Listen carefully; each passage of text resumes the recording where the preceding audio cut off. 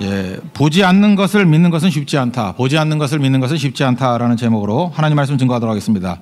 오늘은 우리가 믿는 사람들이 아닙니까? 믿는 것을 한번 따져보도록 하겠습니다. 우리가 뭘 믿습니까? 하나님 계신 것을 믿고 또 뭘 믿습니까? 창조를 믿습니다.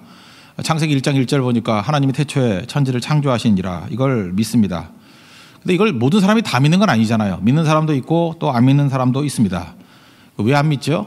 몰라서도 안 믿을 수도 있지만 성경을 보니까 알면서도 안 믿는 사람 있다고 얘기를 합니다. 근데 이게 믿음의 이제 근거가 문제인데, 우리 이제 믿잖아요. 믿는데 믿음의 근거 봐야 되는 거 아닙니까? 하나님을 본 사람이 있습니까? 없죠. 창조를 본 사람이 있습니까? 있다 그러면 잘 돌봐줘야 됩니다. 예, 없죠. 예, 이거 없다고요.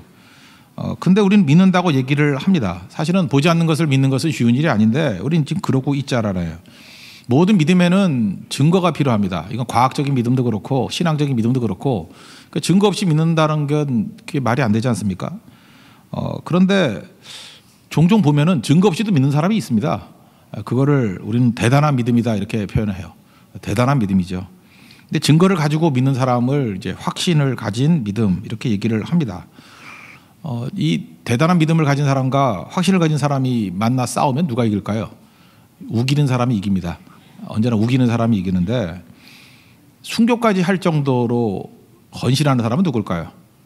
그냥 대단한 믿음 가지고는 힘들 것 같아요. 그죠? 이게 확신을 가진 사람만이 순교의 자리까지 갈 수 있죠. 확신이니까. 그러니까 믿음도 똑같은 믿음이 아니라는 것입니다. 근데 우리 신앙생활을 하면서 이제 오랜 기간 동안에 사람들이 생각보다 쉽게 믿거든요. 그래서 그걸 대단한 믿음이라 그러는데, 대단한 믿음 가지고 그냥 가요. 그래서 우기거나 힘들 때 좀 버티거나, 언제까지요? 주님 다시 오실 때까지 이제 그렇게 믿는 사람들도 많이 있다라는 것입니다. 지금 예수님 안 믿는 사람들 얘기는 좀 빼버릴게요. 우리 지지난주에도 말씀드렸지만, 누구 비난하지 않고 말하는 게 되게 중요하다 그랬죠. 내 것을 얘기해야 되는데 나를 설명하기 위해서 다른 사람 걸 설명하고 그거 아닌 게 나다 이렇게 접근할 가능성이 크거든요. 그래서 전제는 이거예요. 그러니까 불신자들도 안 믿는 게 아니고 불신을 믿는 거예요. 이거에 관해서는 뭐 얼마든지 책들이 많이 있으니까 분석할 수 있는 건데, 사람들은 뭐든지 다 뭘 믿고 있는 거예요. 근데 그것이 100% 타당한 증거가 있는 건 아닙니다. 근데 다 믿고 있는 거예요. 근데 우리 거를 한번 얘기해 보자고요. 성경을 보면은 창조에 관한 증거가 있다라고 얘기를 해요. 그러니까 이게 당황스럽죠. 우리는 못 본 것 같은데 증거가 있대요. 근데 성경의 증거는 뭐냐 하면은 생명체가 증거라는 거예요. 오늘 로마서 1장 19절 20절의 내용이 그겁니다. 하나님을 알만한 것이 그들 속에 보임이래요. 하나님을 알만한 것을 보였대요. 하나님께서 이를 그들 중에 보이셨느니라. 그리고 20절을 보시면은 창세로부터 그의 보이지 아니하는 것들, 그의 영원하신 능력과 신성이 그가 만드신 만물에 분명히 보여 알려졌나니. 그러니까 하나님 만드신 이 생명체들을 보면은 거기에 하나님의 능력과 신성을 느낄 수 있다라고 얘기를 하는 거예요. 그러니까 이걸 붙들자고요. 그러니까 성경이 그렇다고 그러니까 이걸 붙들고 여기서부터 풀어나가야 된다고 저는 생각을 합니다. 그러면 하나님 우리 몸 만드셨잖아요. 이게 손 쳐다보고 하나님 계신 걸 보는 사람이 있습니까? 하나님 계시네. 그러면 참 믿음이 좋은 것 같은데 그렇지 않을 때가 많이 있죠.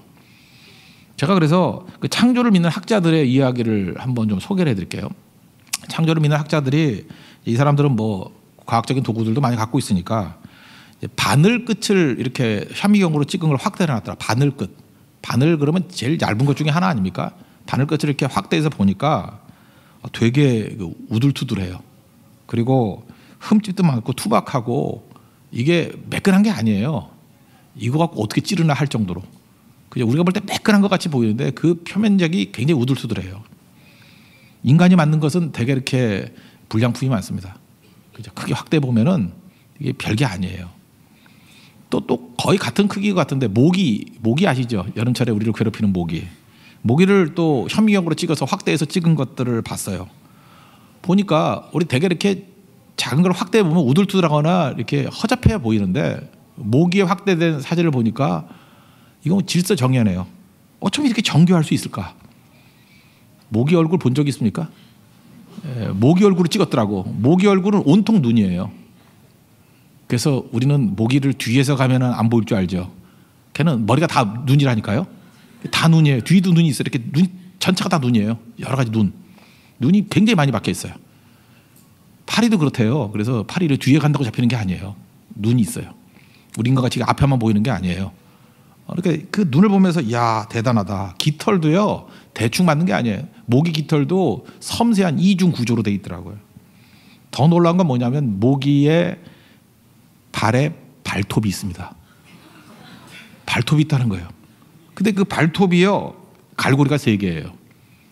그래서 신기하죠. 이렇게 붙어가지고 안 떨어진 이유가 뭐냐면 그냥 붙는 게 아니에요. 그게 갈고리가 있기 때문에 그래. 굉장히 미세한 갈고리가 있기 때문에. 그래서 우리 몸에 붙어도 이렇게 뒤집어서 붙어 있는 거예요. 그 갈고리 때문에. 그러니까 잘 보세요. 하나님 만드신 생명체를 보면 볼수록 놀라운 게 뭐냐 하면 이게 확대하고 들어가면 이게 허접해져야 되는데 들어가면 들어갈수록 우리가 모르는 또 다른 질서의 세계와 분명히 이건 설계에 의해서 만들어진 것 같은 확신이 오는 그 모양이 있더라는 것입니다. 작아질 때만 그러나요? 커질 때도 마찬가지죠. 우리가 속해 있는 이 지구가 속해 있는 게 태양계가 속해 있는 은하계라 그러잖아요. 은하계 별이 1000억 개가 있다 그러죠. 뭐 천문학적인 건 얘기해봐야 소용이 없죠. 머리만 아프고. 근데 이 세상에 존재하는 은하계가 또 1000억 개가 있대요. 뭐 더 설명 안 해도 되겠죠. 이게 상상할 수가 없는 거예요. 먼지도 아닌 거예요, 우리는. 그죠? 먼지도 아닌 거. 그러니까 커지면 커질수록 또 엄청난 세계가 기다리고 있고 작아지면 작아질수록 또 엄청난 세계가 있다라는 것입니다. 이거에 관해서 우리가 2가지로 믿을 수 있다라는 거예요. 이게 뭐 빅뱅 같이 그냥 우연이 된 거다 이렇게 믿는 것이 있는 거고 아니다. 이것은 설계하신 분이 계시니까 이건 하나님이 계시다 이렇게 믿는 거라는 거예요. 인간의 몸에도 설계도 있다는 거 아시죠? 우리 인간의 몸에도 설계도가 있다는 거 뭐 최근에 다 증명이 됐잖아요. 설계도가 없는 줄 알았더니 설계도가 그 DNA 아닙니까? 그 DNA 분석을 해보니까 그래서 인간의 DNA를 다 조사하는 게 인간 게놈 프로젝트 아니에요. 우리 한국에서는 게놈이라고 그러고 미국에서는 지놈이라고 그러고 이제 게놈 프로젝트. 이 게놈 프로젝트를 보면은 모든 생명체에는 자기 설계도가 있다라는 거 아니에요. 그래서 옛날에 그 어른들이 그랬잖아요. 그죠? 씨는 못 속인다고. 씨가 뭐예요? 그 설계도거든요. 그 DNA거든요. 그래서 아버지 모양 닮고 그러잖아요. 저는 최근에 제일 웃겼던 게 뭐냐면 민주론 강도사님 아버님 웃을 때 보니까 여기 옆에 막 주름 3개 지는 게 똑같아. 나 저 어떻게 웃어야 저렇게 되나 했더니 그 다 똑같아요. 그 피가. 그죠? 저도 아버지하고 걷는데 뒷모습이 똑같다 그러던데요. 점점 걷는 게. 그렇게 말하는 분이 그 사람도 똑같더라고. 그게 바로 뭐죠? 이게 DNA가 있기 때문에 이게 전파가 된다는 거죠. 뭐 복제양 뭐 이런 거 만들 때도 보면은 그게 설계도가 있다라는 거 아니에요. 그러니까 DNA 복제하면은 그게 똑같은 게 나올 수 있다라는 거 아닙니까? 우리 이거 뭐 생물 시간에 배웠잖아요. 염색체가 있는데 그 안에 뭐 핵이 있죠. 핵을 보면은 DNA 구조가 꽈배기 같이 이렇게 꼬여 있죠. 그 안에 암호가 다 있다는 거 아니에요? 그게 단백질인데 단백질은 그 안에 아미노산이 있는데 그 아미노산의 결합에 의해서 여러 가지가 나온다는 거죠. 그죠? 아미노산이 그러니까 벽돌이죠. 여러 가지 벽돌을 모아놓으면은 이렇게 건물 짓듯이 여러 다양한 건물 짓듯이 지어지는 거죠. 그러니까 우리 몸에도 설계도가 있다라는 거예요. 설계도가 있다라는 거는 설계자가 있다라는 거죠. 그러니까 이걸 갖다가 뭐 그럴 수도 있지 하고 안 믿는 사람이 있는 반면에 또 그걸 통해서 또 믿음이 생기는 방법도 있다라는 것입니다. 그러니까 제가 얘기하잖아요. 2가지 다 믿음이라니까요. 그 누군가 지혜와 능력으로 우리를 설계하고 만드셨다라고 믿는 것을 창조의 하나님을 믿는 것이고 저절로 생겼다라고 믿는 것이 진화라는 것입니다. 그런데 웃긴 게 뭐냐면요. 똑똑하다 그러는 사람일수록 진화를 믿어요. 자기 머리 믿는 사람일수록. 그 이해가 안 가거든요. 오히려 그 똑똑하면 더 잘 믿을 것 같은데.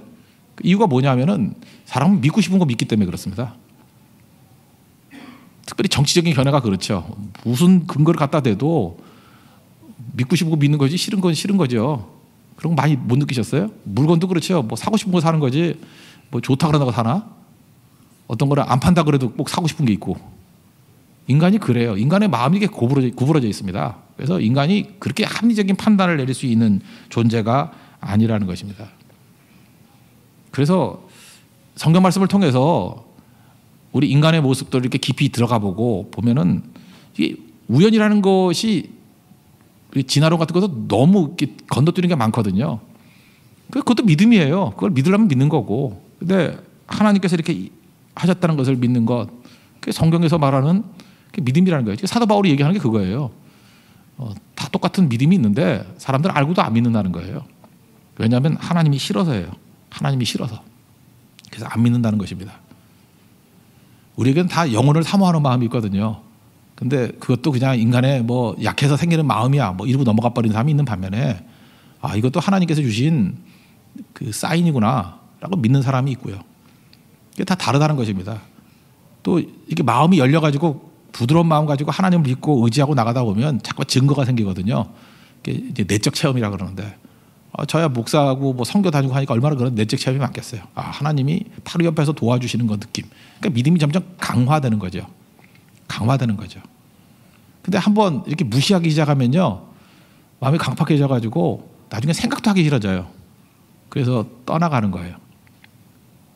오늘도 참 이상합니다. 이게 예배 나올 입장이 못 되는 분들도 계시거든요. 그런데 어디 멀리 있다가도 그냥 뭐 애써가지고 오시는 분들이 있어요. 부산에서 오시는 분도 있잖아요. 그죠? 그게 쉬운 일이에요. 그렇게 애써 오고, 그 다음에 지방에 있었다가도 그냥 하나님께서 그 마음을 감동시키는 거 봐요. 도저히 예배 안 드리고는 못 견딜 것 같아서 만사를 제껴놓고 올라오는 사람도 있거든요. 그런 걸 보면서 느끼는 게 뭐죠? 작은 자극을 줬을 때 거기에 반응한 거예요. 그걸 에베소 같은 데는 하나님의 선물이라 그래요. 믿음은 하나님의 선물이라고. 여러분, 에덴 동산에서 아담과 하와가 하나님을 봤습니다. 근데도 안 믿잖아요. 그죠? 에덴 동산은 최고의 조건 아니었습니까? 그래도 하나님 안 믿잖아요. 안 믿는 이유가 뭐예요? 내가 하나님 같이 되고 싶어서. 그게 죄거든요. 그래서 우리는 뭐 증거를 보여주면 믿는다. 절대 그렇지 않습니다. 그리고 뭐 환경이 좋아지면 하나님이 내게 축복과 은혜를 주시고 하면 잘 믿을 거다. 에덴 동산에서 타락했다니까요. 그러니까 그거하고 별 관계가 없어요. 그냥 우리에게 반역하고자 하는 마음이 있거든요. 싫은 마음이 있는 거예요. 그러면 안 믿는 거예요. 그래서 그 믿음은 하나님이 주신 선물이고, 그래서 성령께서 이 말씀과 함께 우리 마음을 열어주시고 믿음을 주셔야만 이 믿고 의지하고 주님 앞에 나아갈 수 있다라는 것입니다. 근데 중요한 거는 고의적인 무시를 자꾸만 한두 번 하다 보면은 성경이 가장 많이 쓰는 표현 중에 하나가 강팍함, 완악함이거든요. 마음이 굳어져 버려요. 그러면 거기서 더 생각을 안 한다니까요. 굳어져서 거기서 그냥 끝나버리는 인생이 된다는 것입니다. 그래서 부드러운 마음 갖는 게 되게 중요한 건데, 부드러운 마음은 하나님께서 우리에게 말씀을 주셨을 때 작은 것들, 작은 단서를 가지고 자꾸만 그 마음을 여는 거예요. 그러면 그 다음부터는 다른 사람들이 못 느끼는 그런 확신과 증거를 가지고 더 강하게 설 수 있게 된다는 것입니다. 그게 성령의 조명이라고 그러죠. 성령이 비춰주시고 성령이 도와주시는 능력이 있다라는 것입니다. 요한복음 12장에 보면 예수님이 그런 말씀하셨어요. 표적을 많이 행했던 마을에서 얘기하거든요. 표적을 많이 했는데 너희들 믿지 않는다. 그랬더니 선지자 이사야에게 했던 것과 마찬가지로 이렇게 얘기를 해요. 그죠? 저희가 능히 믿지 못하는 것은 이 까닭이니 저희 눈을 열게 하시고 저의 마음에 완악하게 하셨기 때문에, 그 마음을 완악하게 하셨기 때문에 보기는 보아도 보지 못하고 듣기는 들어도 듣지 못한다고. 그게 특징이 뭐예요? 완악하게 만들었다는 거예요. 그 완악함이 뭡니까? 마음을 닫아놓은 거예요.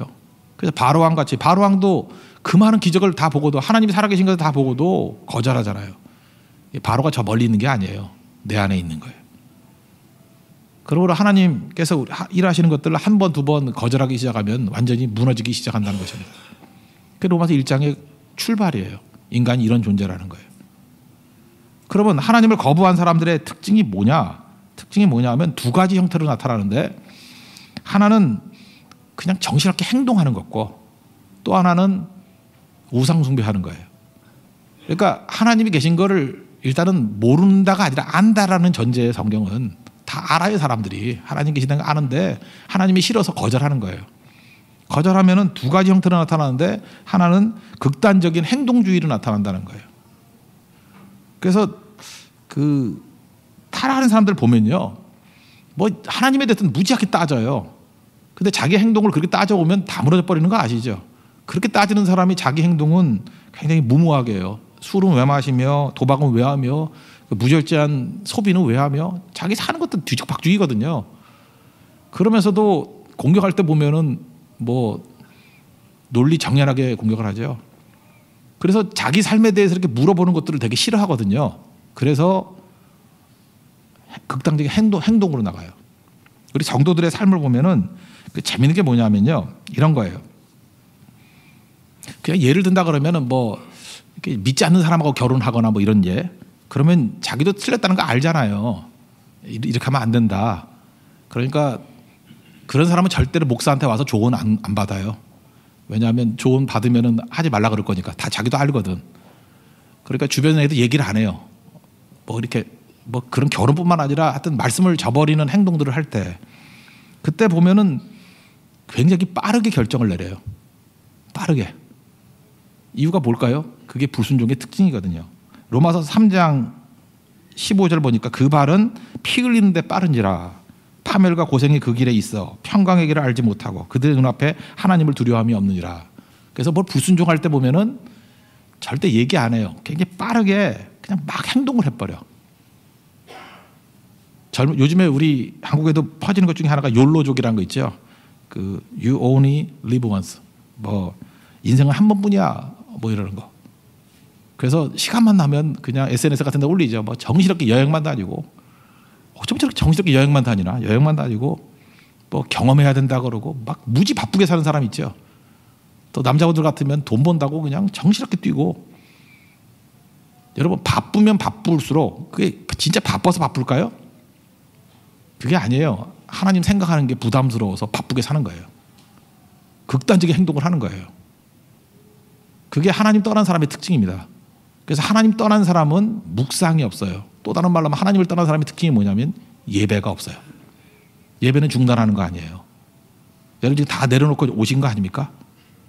그게 예배잖아요. 하나님을 경배하는 거. 예배하면 생각하게 되잖아요. 말씀을 듣게 되잖아요. 이게 싫은 거예요. 그러니까 좀 교회를 다녔던 사람은 바빠서 교회 못 간다라는 핑계를 만들고 잠깐 바쁜 걸 만들어 놓는 거예요. 스케줄도 그렇게 짜는 거예요. 그래서 하나님을 잊어버리게 만드는 거. 인간은 항상 그렇게 나간다는 것입니다. 해밍웨이의 노인과 바다가 대표적인 작품인데 거기에 나오는 주인공은요 되게 능력 있는 인간으로 묘사를 하고 있어요. 그러니까 조각배 하나를 타고 티비론이라는 엄청난 큰 고래라 그래야 되나 뭐 무슨 도세치라 그러던데 큰 걸 잡는 거잖아요. 그러니까 대단한 거죠. 거기 소설에 보면은 뭐 흑인 힘 무지하게 센 사람하고 팔씨름에서도 이기는 그래서 별명이 챔피언 아니에요. 챔프. 그러니까 이 사람은 대단한 사람이라고요. 그래서 인간이 하는 일이 뭐냐 하면 보라는 거예요. 이 노인을 보라는 거예요. 엄청난 능력이 있는 사람이고 매력 있는 사람 아니냐. 그죠? 어떤 도전에서도 이기고 불굴의 의지를 가지고 그 고래 잡아갖고 오지 않느냐. 근데 돌아왔더니 남은 게 뭐예요? 뼈밖에 안 남았죠.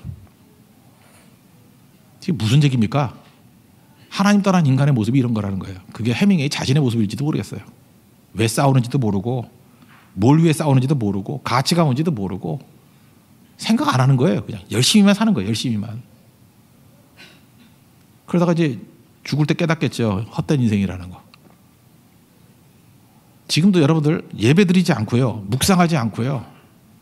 하나님에 대한 것들 다 저버리고 그럴 때 반드시 나타나는 게 뭐냐면 바쁘게 살고 싶어요. 막 행동하고 싶다고. 아무 생각도 안 하고 막 뛰고 싶고 그냥 스케줄도 되게 많은 것 같이 보이고 이게 해밍웨이 노인과 바다에 나오는 그 노인이에요.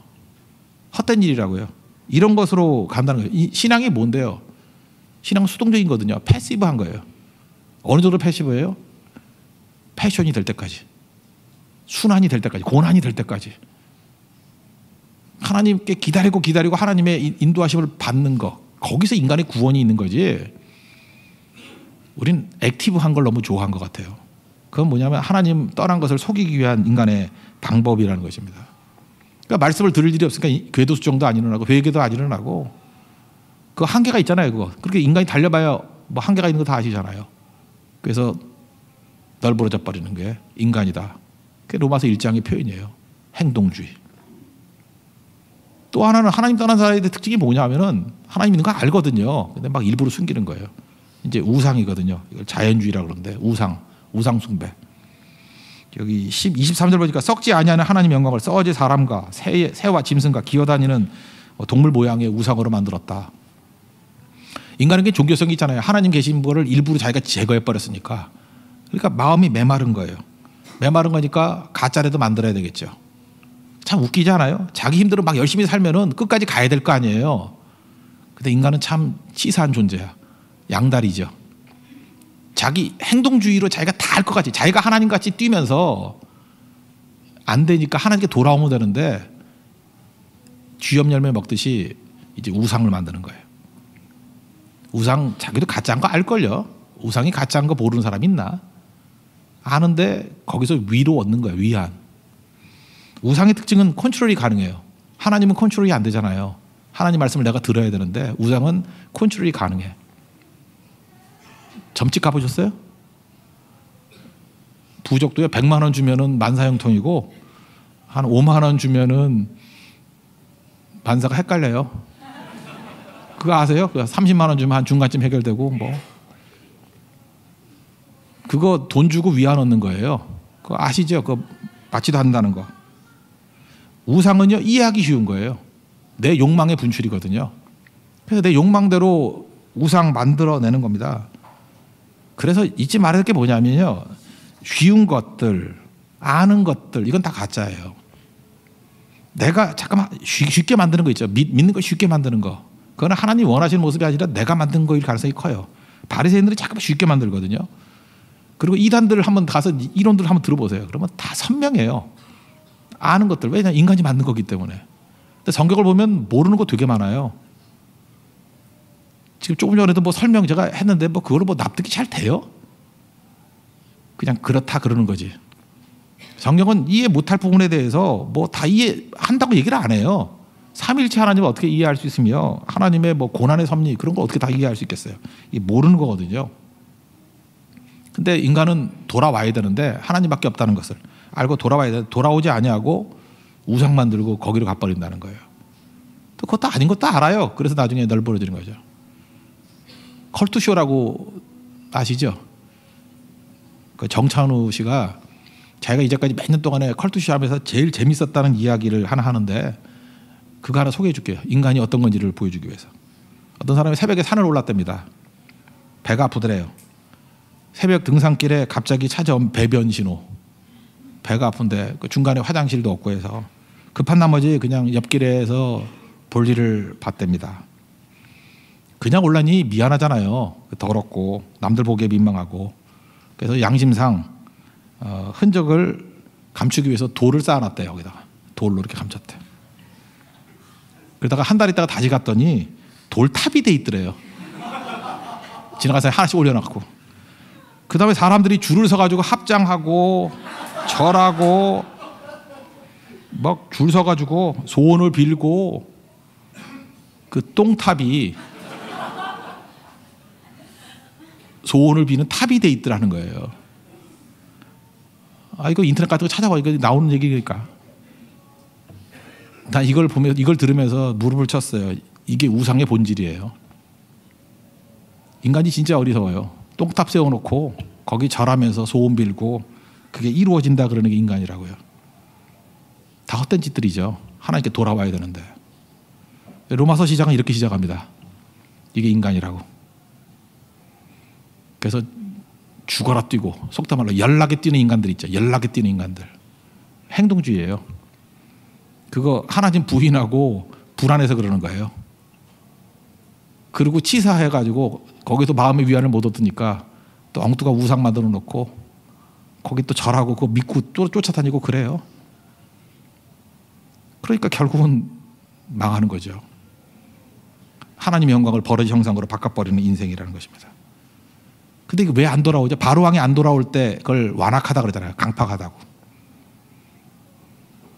하나님의 은혜가 임하지 않으면 인간은 강팍함으로 죽습니다. 오늘 예배드리는 성도 가운데 이 강팍함이 없기를 원합니다. 하나님이 부드러운 마음, 강팍이 굳은 마음이거든요. 부드러운 마음 주시길 원합니다. 빨리 돌아와야 돼요. 볼테르라고 있죠. 계몽주의 그 학자 중에 대표적인 불신자. 프랑스에서 그런 얘기 했어요. 100년 안에 성경 없어진다고. 장담을 했어요. 기독교도 흔적 없이 사라질 거라고. 왜냐하면 그때는 뭐 이성주의니까 이걸로 다 하면 될 것 같이. 건방진 얘기죠. 재미있는 일이 벌어졌죠. 죽고 난 다음 100년이죠. 1978년도. 거기가 뭐 성소 공회가 됐다며. 성소 공회에서 그 집을 샀다면서요. 100년 안에 없어진다고 그러는데 100년 만에 성소 공회가 돼버렸어. 그 집이. 참 무신론자도 엄청난 믿음이 있는 거죠. 그 기록에 의하면요, 볼테르가 죽을 때 마지막 남긴 말이 이거라는 거예요. 나는 하나님과 그리스도께 버림받았다. 그렇게 얘기를 했대요. 그리고 나는 지옥 간다. 그랬대요. 오 예수 그리스도여. 그리고 죽었대요. 제가 볼 때 그래요. 마지막 순간까지 알아요. 자기들도 아는데 하나님의 성령께서 우리 평상시에 이렇게 믿음으로 무장하지 않으면 죽는 순간에 고백이 나올 것 같죠. 나 지옥 간다. 오 예수 그리스도시여. 그리고 죽을 수 있다라는 거예요. 믿음은 뒤로 미룰 문제가 아니고 굳어진 마음이요. 여러분 그거 알잖아요. 마비됐을 때 건강할 때는 저 올라가서 저거 벨만 누르면 돼 그러는데 그거 쉽지 않은 거 아시죠? 아예 마비돼 있고 굳어져 있으면은 그 간단한 걸 못 하는 거. 믿음도 그런 거예요. 나중에 한다고요? 나중에 기회가 있을지 없을지 어떻게 알아요? 나중에 될지 안 될지 어떻게 아냐고요? 우리가 굳어진다는 거 잊지 말라니까요. 몸만 굳어지는 게 아니라요. 마음도 굳어지고 믿음도 굳어지고 다 굳어져서 그냥 끝장난다는 거예요. 로마서 출발이라고요. 그래서 굳어지기 전에 이런 사람들에게 약속된 복음이 온다라는 거예요. 그 다음에 다음 주에 살필 건데 내버려 두는 게 나오죠. 내버림을 통해서 또 두 가지로 갈라져요. 이 버려둠을 통해서도 하나님께 나오는 사람이 있는 반면에 그 내버려 두면 그걸로 굳어져서 죽는 사람이 있어요. 똑같은 햇빛을 쬐고도 얼음은 녹는데 지는 건 굳어져요. 똑같다고 똑같은 결과 나오는 거 아니에요. 오늘도 이 시간에 주의 성령께서 여러분의 마음을 어루만져 주시고 마음을 열어주셔서 믿음이 쑥 들어가길 원합니다. 그래서 믿음의 사람 되십시오. 그래야 승리할 수 있고 그래야 이길 수 있다는 것입니다. 그런 믿음의 종 되기를 축원합니다. 모두 자리에서 일어나겠습니다. 이 눈에 아무 증거 아니 보여도 찬양하겠습니다. 545장